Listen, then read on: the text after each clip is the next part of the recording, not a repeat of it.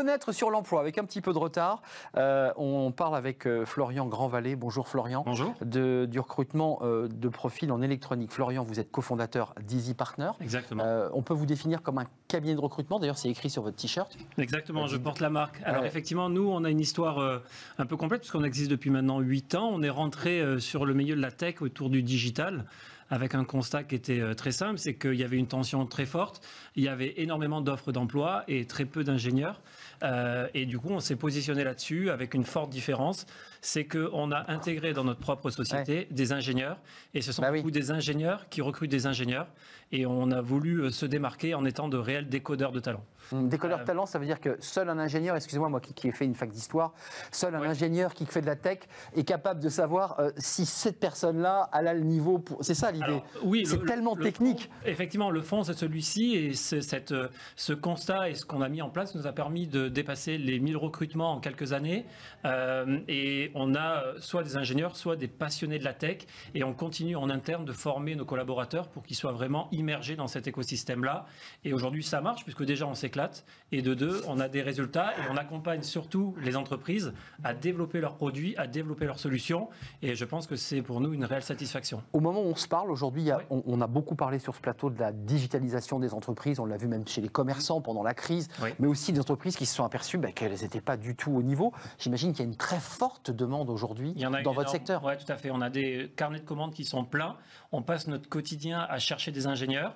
On essaye de leur présenter les meilleurs projets du marché. Donc tout notre secret, c'est d'aller chercher les clients qui sont potentiellement intéressés de travailler avec des experts du recrutement comme Easy Partner. Et de deux, on s'est entouré du coup de collaborateurs qui sont ingénieurs et d'outils ultra performants qu'on a été chercher aux États-Unis, en Angleterre, etc.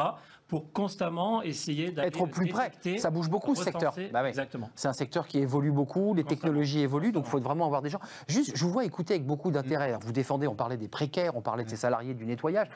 Puis il y a tout un monde d'ingénieurs informatiques, des gens qu'on chasse et qui gagnent très bien leur vie.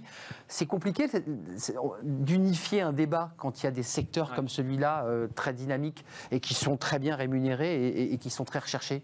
Oui, évidemment, la problématique d'une personne qui fait du soin à domicile avec un statut précaire, un temps partiel au SMIC.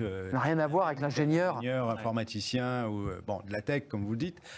Moi, c'est un secteur, je connais un tout petit peu, plus aujourd'hui, on n'a pas le même âge. Hein.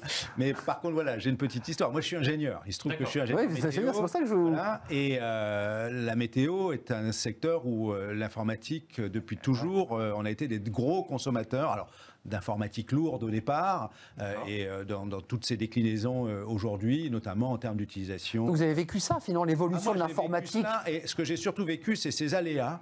Je me rappelle qu'à l'époque, on formait à tour de bras des analystes, puis tout d'un coup, on n'avait plus besoin d'analystes, et puis revient le moment où on a besoin de nouveaux types de profils, parce que les techniques évoluent, elles évoluent d'autant plus rapidement aujourd'hui. On voit aujourd'hui ce qui est frappant, vous venez de le dire, mais avec le confinement, donc tout d'un coup, nous-mêmes, à FO, on a 3 salles qui sont équipées en visioconférence. Même vous, il faut communiquer. En fait, quelques semaines, on s'est organisé pour cela. Et donc, vous avez fait appel à travailler comme ça, bien évidemment. Alors, c'est pas... non, c'est un monde qui change. C'est un monde qui change. Oui, et puis il y a des techniques qu'il faut utiliser. On est tous sur les réseaux sociaux. Alors, avec d'autres discussions et aléas sur d'autres aspects, mais on utilise, et c'est vrai que ça bouge d'autant plus vite en ce moment avec cette crise qui a tout à coup fait émerger des besoins nouveaux, qui va, je pense, moi, parce qu'on parlait tout à l'heure des dispositifs d'urgence, il y a des secteurs qui sont en très grande difficulté, dont je crains, moi, qu'on ne sorte pas, même si on sortait de la crise sanitaire, je pense à l'aérien, des comportements d'entreprise, notamment sur le voyage d'affaires, les réunions dans le milieu européen ou international, je pense que ça va modifier les comportements. Évidemment. Aujourd'hui, il y a d'autres outils. Ça les a modifiés sur les comportements. Un dernier mot. Oui, tout à fait. Au niveau des process de recrutement, on les a fait largement évoluer avec des visios, avec des tests techniques à distance, etc. Donc on s'est aussi, nous, adapté à cette situation. Et donc ce que je voulais dire aussi, c'est qu'on a toujours surfé fait en gros sur des marchés à forte tension avec les métiers du digital. Donc digital, c'est quoi chez nous? C'est tout le monde, on va dire, des études, donc tout ce qui est monde de développement, chefferie de projet. On a lancé aussi des expertises sur les métiers de la data, puisque effectivement on est dans un écosystème qui est en pleine explosion sur ces marchés-là, et sur les métiers du cloud et de l'infrastructure. Et dernièrement, du coup, c'est aussi pour ça que je voulais vous présenter ce point. Et ça sera le dernier mot. Hein. Exactement. Ah oui, parce que là, vous tirez sur la corde, hein, Florian. Ça passe vite. On a lancé les métiers de l'engineering, et donc là, on est entouré de produits, du coup, avec des systèmes embarqués, avec de l'électronique, de la microélectronique.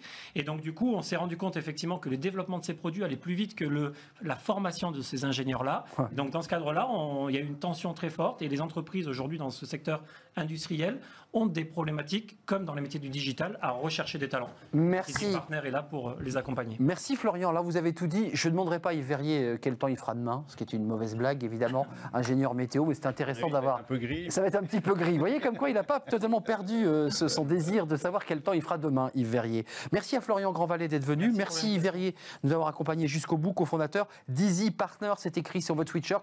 Nous sommes très en retard. Je remercie Fanny Grismer, je remercie Kylian Soula, mais je n'en suis pas sûr, à la réalisation. Puis je remercie toutes les équipes techniques qui m'aident à préparer l'émission. Je serai là demain en direct et évidemment, ne manquez pas le rendez-vous. Merci à vous, merci à votre fidélité. Bye bye, à demain.